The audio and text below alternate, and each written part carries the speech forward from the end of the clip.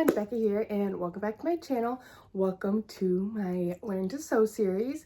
I'm so excited that you're here because that means that you are learning to sew, and it brings me so much joy when new people join the sewing community, whether it's something that you have dabbled in or something that you are just jumping into. I am here to make this transition easier as you get started. So in this series, I will be releasing videos, hopefully at least weekly, of different skills that will kind of progress your sewing journey. So I already have a video on the supplies that you will need to get started sewing. I will link it down below. And then I also have a video that I did a while back. It wasn't technically part of the series, but it's really going to be the next step after this video of how to thread your sewing machine, because that is pretty essential to getting started. So I will link that one down below as well. But as I release videos, I will add them to my Learn to Sew series playlist, and then you can see everything that I have in there. I will do some shorter videos on just some basic skills and different things like that as well. And today we are going to be talking about the parts of your sewing machine. So as you get into sewing, you are going to need to know the different parts of your sewing machine. Now, every sewing machine is different. I have a relatively basic sewing machine. This one is a little bit older. So if there's things that there are some functions that my machine does not have, or things will be laid out differently, or they will look differently, I'll pop up some pictures of different sewing machines to kind of explain what you may be seeing on your machine if you have a different type of machine. But overall, the function of a sewing machine is going to be the same no matter what it looks like, and you just might have some different features on your machine, especially as you get a newer machine or even an older machine. There's going to be a lot of variances in how those features look. But like I said, at the end of the day, most machines are going to have a stitch width, a stitch length, a presser foot. They're going to have all those kind of things, and as we get into this, I will talk about it. All right, so as I said, this machine is a very basic machine. You can typically find your machine name. Either it'll be up here on the front, or sometimes there's a little barcode on the front that'll say your machine brand as well as the model of the machine. So here you can see I have the Brother XL2600i. And the first thing I'm going to say, if you do not have it, you're going to want to get your manual, because that is going to tell you where all of these things are on your machine. So if there's something that you're not sure about, you can pull up your manual. If you do not have your manual, I highly, highly recommend finding a copy of it. You can usually Google your machine model and then just put manual in the end of Google, and it'll typically pull up. You may have to pay for it. Sometimes they're like $10-15, but I highly recommend that, because that'll really give you all of the information you need on your machine. It'll tell you the type of thread, the type of bobbins, the type of presser feet you will need, and all of that jazz. So if you don't have it, that's where you should start, is to get your manual. So the first thing we're going to start with is we're going to start over here on this side. Typically your power button will be here, and it's just going to be a little switch. You should be able to find it. Some of them, they'll be on the front if you have a little platform here, or it'll be down here, but it's just going to be a little on-off switch. And then you are going to have a cord, and mine, you can see here, has two cords coming from it. So one is plugged into the wall right now, so just a regular plug, and then on the other end is your presser foot. Now this is what you're going to push. You put it on the ground, press it with your foot, or some people use it in their lap, their hand, but the idea is you push it, and that is what makes your machine go. The harder you push, the faster your machine will go. Now some machines do have two plugs, and so then you'll just have two cords, and your cords will be separate. Over here, we'll start is our hand wheel. So as I turn this, you can see over here, my needle is going up and down. You always want to turn it towards you. You don't want to turn it backwards, because it can jam up your machine, but that's just kind of how you can reset your needle or adjust it if needed. All right, now moving on. Again, this is something that can be a little bit different on your machine. This is our bobbin winder. On this machine, all you do is you pop your bobbin on, which I will show you here in a second what your bobbin is, but you'll pop your bobbin on here, and you just slide this over, and then you'll push your presser foot, and it'll wind your bobbin. Now some machines over on the side will have a little lever inside of their handle here that you have to push to make your machine know that this needs to spin and not your presser foot. And here we have our thread spindle. Mine is a telescoping one, which means it goes up and down. So if you don't see it, it may be a little nub that you just need to pull up, and that is what holds your thread. Some machines are vertical and it'll be back here, and it sometimes will pop up like this. You can put your thread on it and then push it back down, and that's how it'll wind. If that is the case, you will have a little, it'll look like a plastic nut that'll go on the end of your spindle to keep your thread from shooting off. This is just an extra spindle for a double needle. You may or may not have that on your machine. Mine just removes, it came with it. This is my stitch width, which you can see on mine. It's just a dial that adjusts. If you have a computerized machine, which means you're gonna have a screen on, then you may have buttons or there's different settings that you can do and click to adjust your width, but that just tells you how wide your stitch is going to be. So right here, this model shows you, which is typically how it will look, a zigzag stitch, and the smaller the number, the smaller the zigzag is, and then we get wider. And then over here, this is our tension. That is going to be how tight your thread is when it's stitched. And then this is just a thread guide. You can see my thread going through it. That is part of how you thread your machine. And then this little knob is also a thread guide, but it is used only when you are threading your bobbin. All right, and here on this machine, you have this is a double dial, so they both spin. This is your stitch length, so that tells you how long your stitches are going to be. This is my stitch selector, where if you look here, you can see the different stitches. So each number correlates to one of these stitches. And then this means stretch stitch, which means the stitch will allow your fabric to stretch. So if you're sewing stretchy fabric, you're going to need to use one of these stitches, and you just do that by setting your length to a stretch stitch, and then this inner number is what correlates here. So these are just kind of set in their stitch length because you need it to be on the stretch stitch, so you can't adjust the length. These all can be adjusted. This is a 1-step buttonhole. You may have this one, you may have a 4-step buttonhole, and it'll kind of just show you like up this, but it'll have different 1, 2, 3, 4, and that'll be probably your 1, 2, and 3, 4 stitch numbers. They're going to be different on every machine. You may have a little flap at the top that flaps open. It could be somewhere else on your machine, but you're going to have it. This here is just an extra tension adjuster. I do not ever touch that, and I really wouldn't recommend messing with yours unless you're having major issues, but if you have something like this on your machine, I just would probably leave it as is.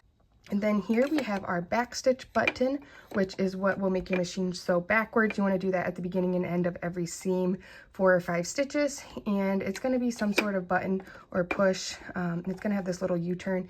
You may have just a little button that you push and it'll do it automatically. And usually if you have that, it's usually up around here. Now, a couple of things I will tell you right now that my machine does not have. You may have a little switch that will adjust the speed. I'll pop up a picture of what it'll look like. You can just slide it, and that's just going to adjust your max speed when you press your presser foot all the way down. As you're starting out, you probably want to start a little bit slower. If you're sewing with kids, start it a little bit slower. And you may also have an up-down button, and that is kind of like I told you, where you can use your hand dial to reset your needle. If you just push that button, it'll just automatically put your needle up in the right spot. You may also have a little button that has, usually it looks like little scissors snipping a thread, and that is what will, you push that button and it'll cut your threads for you, and then you don't have to worry about that, which is a really cool feature. Those are typically on newer machines, so you can kind of just see if those are on your machine or not. Again, if you're not sure, you can always check your manual. Now over here, these are just more thread guides. So when you thread your machine, it'll come through here up. And as I turn my hand wheel and my needle goes up, you can see this little lever in there. It's kind of hard to see. Yours may be easier to see or not. That is your thread take-up lever. That is what pulls your thread from your spool. And there's a little hook in there and that your thread goes around and back down. And I will just point out here, which I pointed this out in my threading video, but most machines, especially anything newer, I mean, this one is even 10 years old and has, you can see these numbers here, and that just tells you how to thread your machine. There's little diagrams up there as well. So if you're needing help, you can look at those as well. And that's just what those numbers are. It's just the steps for threading your machines, if you had those and you were wondering. All right, down here, I'm gonna turn my light on. When you turn your machine on, typically you will have a light bulb. If you don't have a light bulb, it most likely just means it's dead. I don't know if I've ever seen a sewing machine, even older ones, that don't have a light bulb in it. So there's a light bulb. Mine's up in here. You can see it if you look under it. So here you have, this is another thread guide. You thread that. You have your needle here. You can kind of see it behind there. Don't want to stab myself. This is a screw that when you twist it, it will loosen your needle. So that's how you change your needle and tighten it. All right, and this is my presser foot. This is actually added on. This is a walking foot. So yours will probably look, let me grab my regular one. Yours will probably look something like this. This screw is how you change it. So it goes in there, and then there's a little button on the back, and you press that, and it just releases your presser foot so you can change it. And this piece here stays hooked to your shaft, and you can change out your presser foot. But like I said, it's probably gonna look something similar to this one for just a basic presser foot.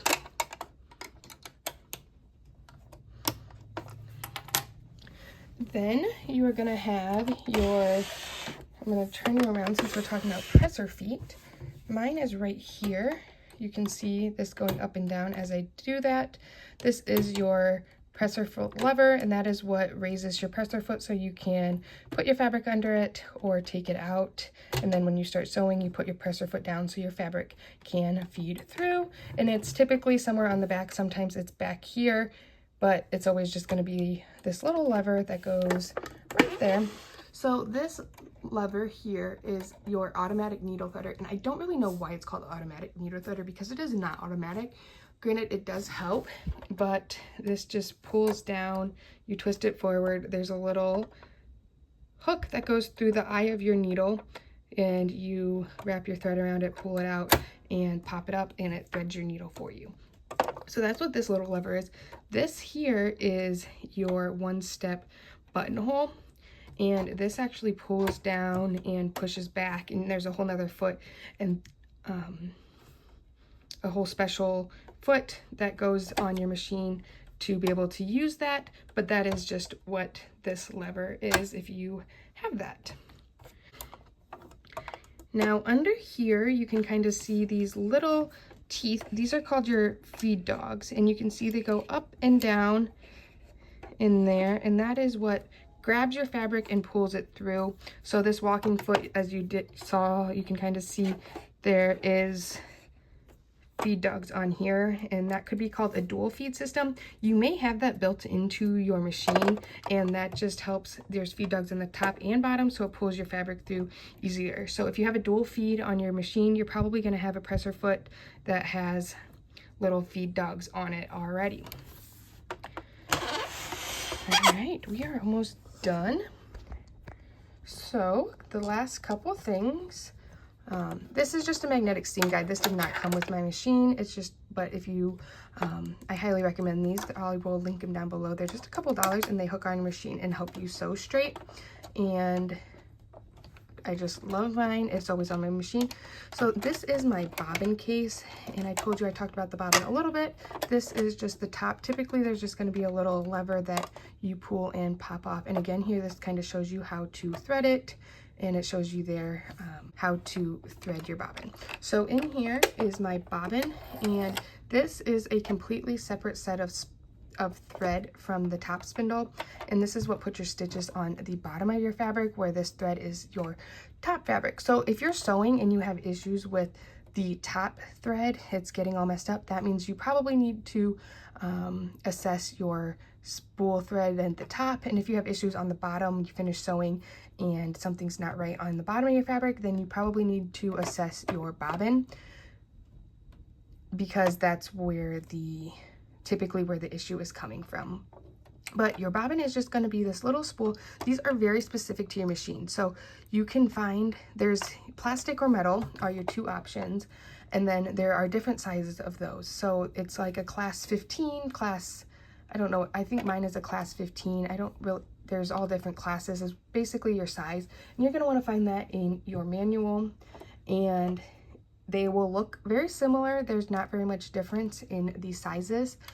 But if you don't have the right one, it's going to cause issues. It may work for a couple stitches and then it's just going to go and knot everything up. So you want to make sure you have the right bobbins. And this one is like halfway wound, you can see here. And then this just goes in here, set it in, and then you thread it and do all that, which I'm not going to get into. And then you just pop your plate back on and you are good to go. So the very last piece of my machine, you may have this, you may not, it may look a little bit different. It is called a free arm. So this pulls off here, and in here sometimes there's little drawers and things like that in here. This is meant to store your extra needles and things like that, so that's why that picture's on there. When I bought this machine, it had a bag of all the different attachments in here, and it just stores right in there. But I don't really keep anything in there anymore. But so now this is called a free arm, and that means there is nothing underneath it or around it. So there's about an inch or so on mine, and then it's so you can sew things in the round. So you can slide something on here like a leg and hem it, and it sews all the way around, and it makes it nice and easy. Now, some machines are already just made like this. They don't have an extra drawer or plate with it, or you have to buy a separate extension, but that is what that's for. And if you don't have one, but you can kind of see in the back it's open, then you probably just need to slide something off. And I think I covered everything that you will see on a sewing machine. Like I said, there may be a couple features that I didn't cover, but most likely that means that you probably won't be using them anytime soon. But also, as I said, look in your manual. It will tell you everything that you need to know, what everything does, and it'll point out where it is on your machine, and you can also look in there and see what it does. A lot of times in the manual, they'll tell you like the purposes for different stitches. It'll tell you the type of needles you use, anything like that that you probably need to figure out your machine will be in your manual. But I hope that this just kind of gave you a nice visual and a good overview of a start of all of the components on your sewing machine. And if you have any questions, feel free to leave me a comment down below, or you can always reach out on Instagram. You can send me a message if you have questions like, what is this? You can send me a picture of your sewing machine, and I would be happy to help or explain what something might be used for, or help you find your manual, whatever it may be. My Instagram is @sewbex. It's SEWBEXX. And as I mentioned at the beginning, in about a week or so, I will release the next video. So make sure you're subscribed so that you're notified of future videos. And I'm so excited to help you on your sewing journey. Thanks for watching. Bye.